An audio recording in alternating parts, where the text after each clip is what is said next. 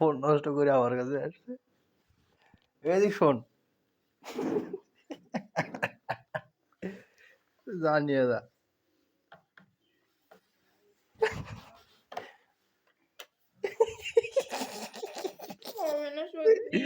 এ আমি পারলে তোকে একবারে দিলাম, আমি তোর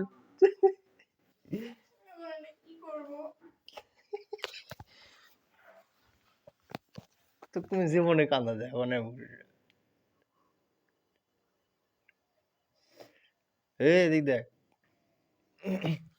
যা ভাই যা। জিন কাটে বাটে বিকজ যখন বুঝে গেলা এই যে চ্যাট জিপিটি কি করতেছে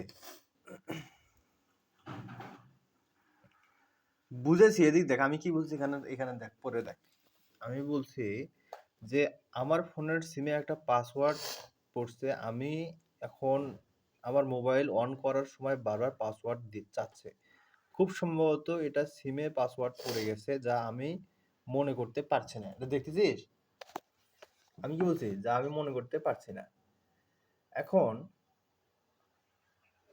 তোমার বোঝার সাপেক্ষে আমি বলছি device name Samsung Duos slot 1 পিইউ পু কি এখানে এই যে এতগুলো টু দিচ্ছি। এর পরের ধাপে নিউ পিন কি বলছে বলতো, এই গেল নিউ পিন চাচ্ছে, এখানে আমি কি দেব, অ্যান্সার গুলো বাংলায় দাও। বুঝেছি সমস্যাটা হচ্ছে সিমে পাসকোড বলছো, আর তুমি পরে ধাপে নিউ পিন দেখতে পাচ্ছ। এখানে সহজে কি করবা, নিচে সহজ ভাষায় কি করে ক্রমের ধাপগুলো নিয়ম সেটাই বাংলায় বললাম। পিইউ ভার্সেস মানে পিনকোডের পাককোড, পিনকোডটা সিমে পড়ে, পিনকোডটা হয় 4 সংখ্যার আর পাককোডটা হয় 8 সংখ্যার। 8টা 2 দিয়ে তুমি ঠেকে দিয়েছেন আরবিএম। শোন শোন,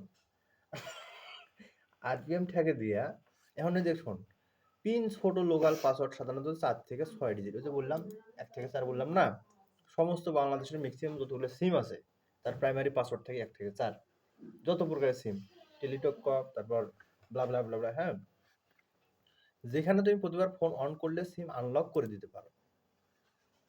বুঝছিস, যদি 1 2 3 4 দিতি, আমি করছিলাম, আবার অন করছিলাম, অফ করছিলাম। হ্যাঁ, এখানে এক ধরনের রিকভারি কোড, তুমি যখন পিন ভুল করেছো সিম ব্লক হয়ে যায়। পাক কোড সাধারণত 8 ডিজিট হয়ে যায়। পাক কোডটা বললাম না শুরু দিয়ে, এটা কি বলছে বলতো, আমি কি বলছি, আমি পিইউ বলছিলাম না, ওইটা ডিটেক্ট করেছে পাক কোড বলছে। আমিও জানতাম ওটা পাক কোড, কথা বুঝছিস। এখন তুমি এখনই পিন দিয়ে কি করবে, এটা এরকম বলতেছে। এখনই তুমি পিন দিয়ে কি করবে এরকম একটা বিষয় বলতেছে এখানে। তো ওভারঅল যেটা বিষয়, এই যে যেভাবে দিলাম নিউ পিন কোড 1 থেকে 4 থেকে 8 দেওয়া হবে, কিন্তু সহজ সংখ্যা এগুলাই আরাও, মানে 1 2 3 4, কথা বুঝছিস। তো এটা আমার কোনো সমস্যা না, তুই দোকানদার যাবি, যা সর্বোচ্চ 300 টাকা খরচ হতে পারে, কথা বুঝছিস।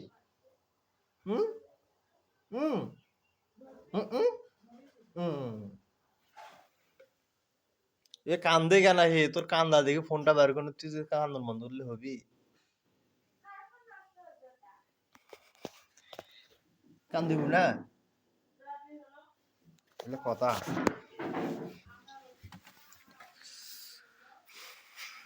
আমাদের সামনে একটি ভিকটিমকে দেখতে পাচ্ছি যে তার নিজের বুদ্ধি দিয়ে নিজেই ছাড়াত পড়ে গেছে, এবং তার এখন যে কম্পিউটারে চ্যাট জিপিটি পড়া পড়তেছে নিজের পড়াশোনা বাদ দিয়া। ঈশা, ঈশা, আমার খুব ভালো লাগতেছে, বিশ্বাস কর, তোর উরুম ফুরুম গুলো দেখে আমার খুব ভালো লাগতেছে। এ বুসরাটা কান দিচ্ছে না, টিস্যু নিয়ে রে, আর খুব সুখ হয়েছে আর।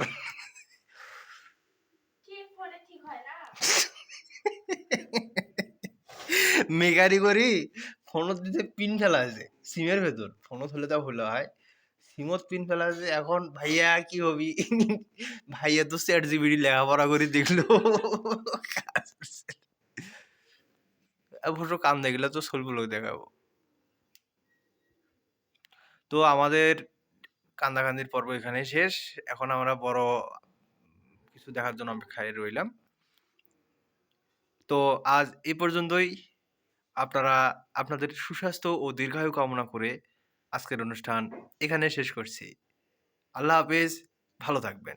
বাংলাদেশ জিন্দাবাদ। ধন্যবাদ। এবার তোমার দেখে না ফোনটা কিন্তু ধন্যবাদ। একটি বিরতির পর আমরা আবারও ফিরে এলাম। আমাদের পরবর্তী গন্তব্য হচ্ছে এটা যে কি হবে? এটা হলো বাংলাদেশে ব্যবহৃত অনুমোদিত অপারেটরগুলোর মধ্যে একটি গ্রামীণ ফোন সিম।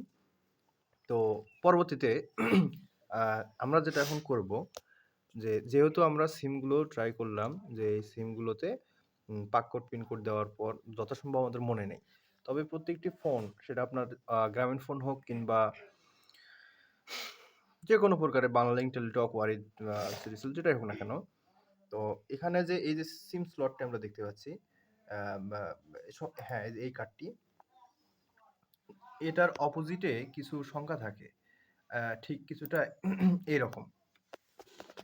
এই সংখ্যাগুলোতে আমরা যদি দেখতে পাই যে আমাদের সমস্যাটাই যে এখানে আমরা দেখতে পাচ্ছি খুব স্পষ্ট করে পিনকোড দেওয়া আছে ১ থেকে ৪ এবং পাসকোড। ঠিক এই সমস্যাটি আমাদের ফোনটি চাচ্ছে, যেটা ইতিমধ্যে হয়ে গেছে সমস্যাটা। আমরা অনুমান করে বেশ কিছু সংখ্যা দিলাম যেটা এক্সাক্টলি হচ্ছে না। তো এর পরবর্তীতে আমরা যেটা করব, যদি সম্ভবত হয়, যদি কাগজগুলো যদি পাওয়া যায়, তাহলে আমরা নেক্সট অ্যাটেম্পটে আমরা এই পাসকোড বসাবো এবং তারপরে পিনকোড বসাবো। তবে অবশ্যই বলে রাখা ভালো এবং সেটা খুবই জরুরি। সর্বপ্রথম ফোনটিতে এই পাসকোডটি দিতে হবে এবং তার পরবর্তীতে একটি ডিফল্ট পিন নাম্বার থাকে যেটা খুব সহজভাবেই থাকে ১ থেকে ৪ পর্যন্ত। যারা ইতিমধ্যে এই সমস্যাগুলো ফেস করেছেন তারা বলতে পারবেন। এটা দেওয়ার পরে হলেও হতে পারে এবং যদি তা দিয়েও না হয়, নির্ধারিত অনুমোদিত যে অপারেটর, আই মিন যারা এজেন্ট আছেন সিমের কার্য যদি সম্পাদন করেন, নিকটস্থ বাজারে গেলে দোকানে গেলে তারা এই সমস্যাটি আপনি সলভ করতে পারবেন। সিম রিপ্লেস করার এখানে একটি চার্জ তারা নিতে পারে, সেটা সম্ভবত ২০০ টাকা থেকে ২৫০ টাকা হতে পারে, তো এর বেশি কিছু না। ধন্যবাদ। বলতে হবে না। আমরা এখন এই মুহূর্তে আর একটি বিরতিতে চলে যাব। বিরতির পরে অবশ্যই নিত্য নতুন সংবাদ নিয়ে আপনাদের সামনে হাজির হব।